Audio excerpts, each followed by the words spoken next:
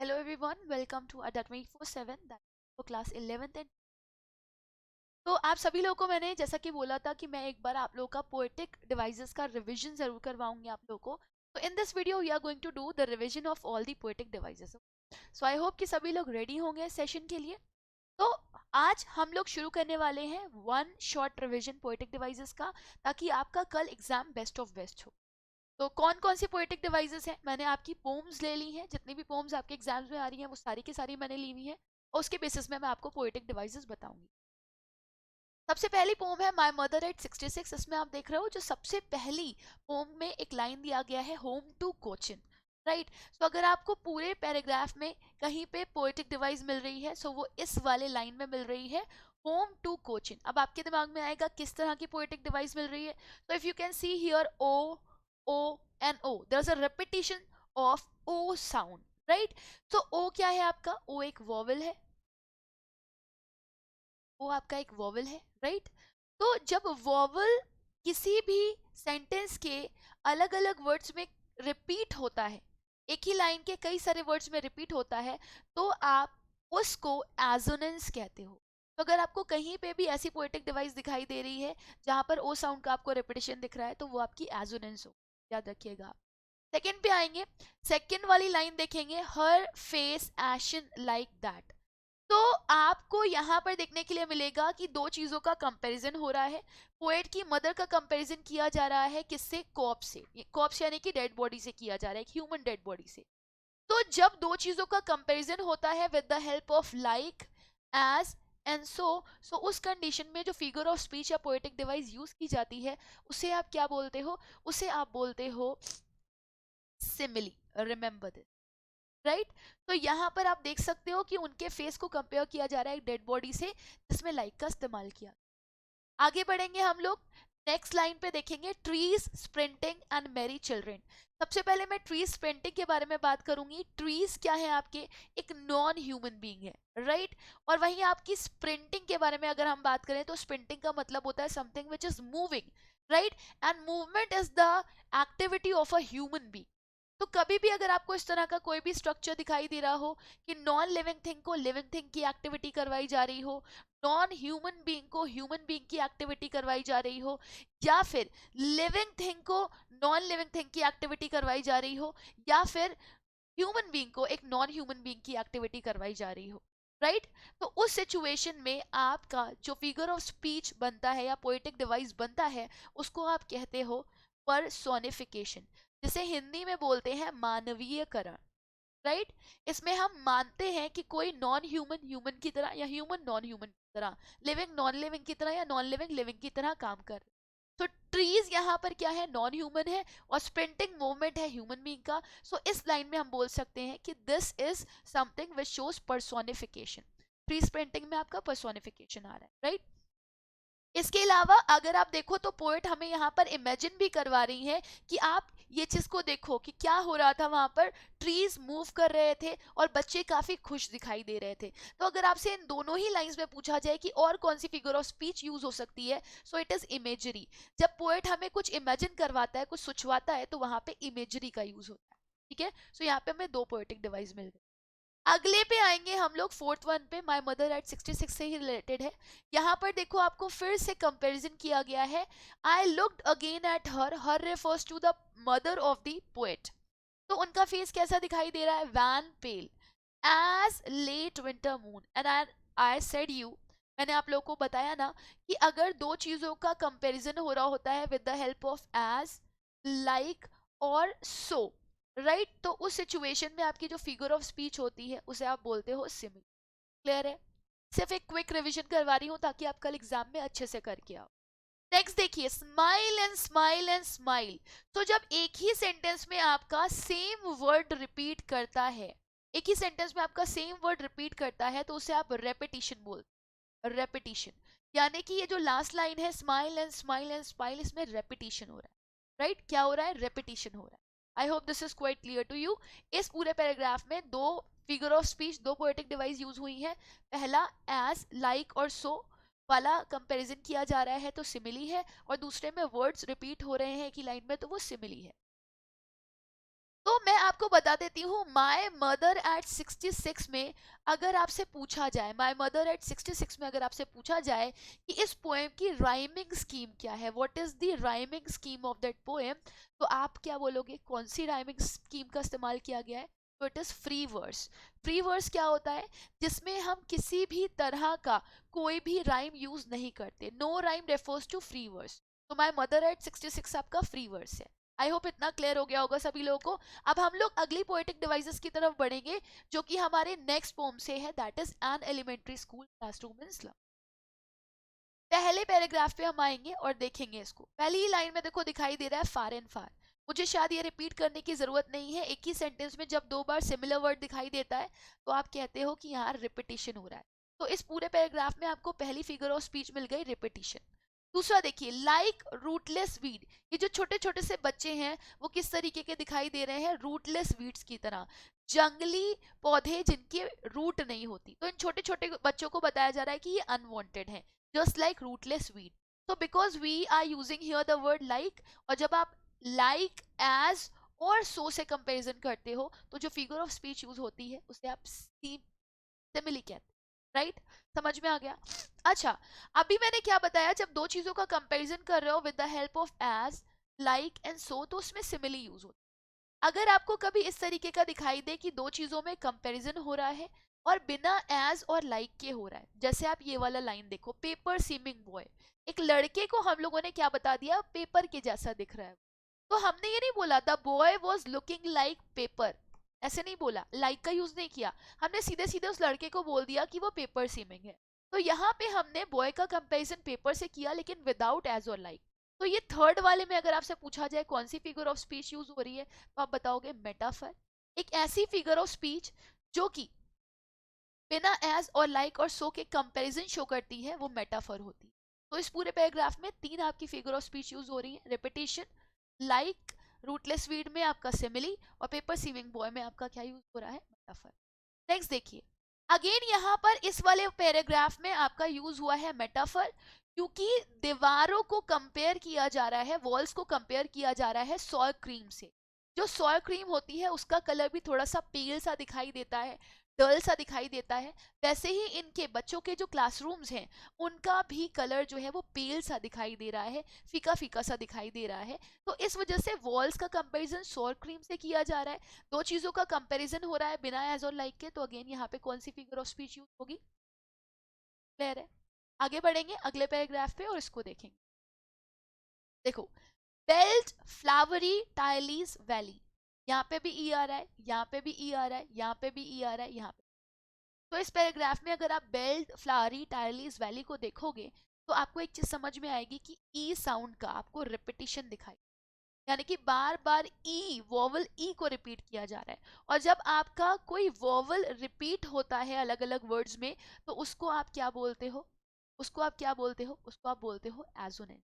ठीक है, सो यहाँ पे कौन सी फिगर ऑफ स्पीच का यूज हुआ है, कौन सी पोएटिक डिवाइस का यूज हुआ है? It is assonance. अगले पे आएंगे हम लोग, अगेन नेक्स्ट लाइन पे। पहला ही आपको वर्ड दिया गया है फार फार, मुझे दोबारा बताने की जरूरत नहीं है, दिस इज रिपीटिशन। एक ही लाइन में दो बार वर्ड्स यूज हो रहा है, सेम वर्ड, तो आप बोल सकते हो कि दिस इज रिपीटिशन। नेक्स्ट देखिए, for lives that slightly turn in their crammed holes, इनकी जो जिंदगियां हैं वो किस तरफ रुख ले चुकी हैं? क्रैम्ड होल की तरफ। तो इनकी लाइफ्स को कंपेयर किया जा रहा है किससे? क्रैम्ड होल से। लेकिन यहाँ पे एज और लाइक का इस्तेमाल नहीं किया जा रहा। तो life is compared with crammed holes, ना, जो छोटी छोटी सी तंग सी जगहें होती है ना, उन्हें आप बोलते क्रैम्ड होल। सो लाइफ का कंपैरिजन क्रैम्ड होल से किया गया है, लेकिन यहाँ पर एज और लाइक शब्द का इस्तेमाल नहीं किया गया। So you can simply say that कि दिस इज अ, ये भी क्लियर हो गया, मेटाफर में बिना एज और लाइक के कंपैरिजन। नेक्स्ट पे आएंगे, पहली लाइन अगर आप देखो, फ्रॉम फॉग, एफ एफ, है ना, दो वर्ड्स में एफ साउंड का रिपीटिशन हुआ है, एफ एफ, वर्ड सेम नहीं है बट एफ का रिपीटिशन हुआ है। अगर मैं आपसे बोलूं क्या बेटा एफ वोवल है, तो आप कहोगे नहीं मैम, वोवल तो सिर्फ 5 होते हैं, ए ई आई ओ और यू, राइट? तो बचे हुए क्या होते हैं? बी सी डी, ये सब क्या होते हैं? कॉन्सोनेंट होते हैं। और अगर किसी सेंटेंस में आपको वर्ड की स्टार्टिंग में सेम कॉन्सोनेंट वर्ड रिपीट होता हुआ दिखाई दे, sorry same consonant letter repeat होता हुआ दिखाई दे, तो that is known as alliteration. Alliteration, same consonant sound का repetition in the starting of the word is called alliteration. तो यहाँ पर एलिटरेशन का इस्तेमाल हुआ है। क्लियर है? आगे बढ़ेंगे हम लोग। Here it is said that with मेंडेड glass, उन्होंने जो चश्मे पहने हुए हैं वो मेंडेड ग्लास के बने हुए हैं, and it is looking like bottle beads on stone. ठीक है, तो उनके चश्मों को कैसे बोला जा रहा है कि जैसे वो बॉटल बिट्स ऑफ स्टोन्स हैं, पत्थर जैसे एकदम कड़क कड़क टाइट टाइट उन्होंने चश्मे पहने हुए हैं। तो उनके स्पेक्टिकल्स को, उनके चश्मों को किससे कंपेयर किया जा रहा है? Bottle bits of stone. तो यहाँ पे कंपैरिजन के लिए लाइक यूज किया गया है। स्पेक्टिकल का comparison bottle beads on stone से हो रहा है with the help of like. तो जब लाइक की मदद से दो चीजों का कंपैरिजन करते हो तो उसे क्या बोलते हो? सिमिली बोल। ठीक है, क्लियर हो गया ये? आगे बढ़ेंगे। अगली लाइन में देखो, ब्रेक ओ ब्रेक, एक ही लाइन है, ब्रेक वर्ड का रिपीटिशन 2 बार हो रहा है। तो जब एक ही वर्ड का रिपीटिशन आपको 2 बार दिखे तो उसमें आप क्या बोलोगे? कौन सी फिगर ऑफ स्पीच यूज हो रही? रिपीटिशन। तो ये रिपीटिशन मुझे। नेक्स्ट बढ़ेंगे। नाउ लुक एट दिस, यहाँ पे एक बहुत ही प्यारी सी चीज यूज हुई है बेटा, जो कि क्वाइट सिमिलर आपको लगेगी रिपीटिशन के। देखो, पहली लाइन रन आ रहा है, दूसरी लाइन रन आ रहा है, लेकिन ये एक ही लाइन में रन का रिपीटिशन नहीं हुआ, ये दो अलग अलग लाइन है जहां पर रन का रिपीटिशन हुआ। तो जब आपको दो अलग अलग लाइन में रिपीटिशन दिखाई दे रहा हो तो उसे रिपीटिशन नहीं बोलते, बल्कि एनाफोरा। क्या बोलते हैं? एनाफोरा। तो एक सिंगल लाइन में वर्ड्स रिपीट ना हो करके दो अलग अलग लाइन में वर्ड्स रिपीट होते हैं, तो that is known as anaphora. तो आप इनको भाई बहन बोल सकते हो, या दो सगी बहनें बोल सकते हो, या दो सगे भाई बोल सकते हो। एनाफोरा और रिपीटिशन भाई भाई या बहन बहन है, क्योंकि दोनों ही रिपीटिशन शो करते हैं, एक तरीके का चीजें रिपीट होती हुई दिखाई देती। बट एनाफोरा में दो अलग अलग सेंटेंस होते हैं, और जो आपका रिपीटिशन होता है उसमें एक ही लाइन में डबल बार वर्ड्स को यूज किया जाता है, या ट्रिपल बार वर्ड को use. Next is history, theirs whose language is sun. History वही रचते हैं जिनकी लैंग्वेज क्या होती है? सन होती है, जो सूरज की भाषा बोलते हैं। तो यहाँ पे सन रेफर्स टू द एनलाइटमेंट, जब लोगों को नॉलेज हो जाती है, जब लोग नॉलेज हासिल कर लेते हैं, तब वो हिस्ट्री रच देते हैं। तो sun is the symbol of enlightenment. तो सन का इस्तेमाल यहाँ पर एनलाइटमेंट से किया गया है, सो आप इसको सिंबल बोल सकते हो। It is symbolic. जब किसी चीज को एज अ सिंबल यूज किया जाता है तो उसे सिंबॉलिक। नाउ आई होप कि आप लोगों को an elementary school in slum की भी पोएटिक डिवाइसेस क्लियर हो गई होंगी, और यहाँ तक कोई डाउट नहीं होगा, राइट? अगर आपको किसी भी तरह का कोई डाउट होगा तो आप मुझे जरूर कमेंट सेक्शन में बता देंगे, मैं फौरन का फौरन वहीं का वहीं रिपीट कर दूंगी उसको, तो चीज़ भी आपको क्लियर नहीं। Got it? समझ में आ गया? अब हम आगे बढ़ेंगे हमारे अगले अगले फिगर ऑफ स्पीच की तरफ, अगले पोएटिक डिवाइस की तरफ, जो कि कीपिंग क्वाइट से लिया गया। आप देखो यहाँ पे we will W W repetition हो रहा है, डब्ल्यू यानी कि कॉन्सोनेंट साउंड का। जब कॉन्सोनेंट साउंड का स्टार्टिंग में वर्ड के रिपीटिशन होता है तो आप उसे एलिटरेशन बोलते। क्या बोलते हो? एलिटरेशन।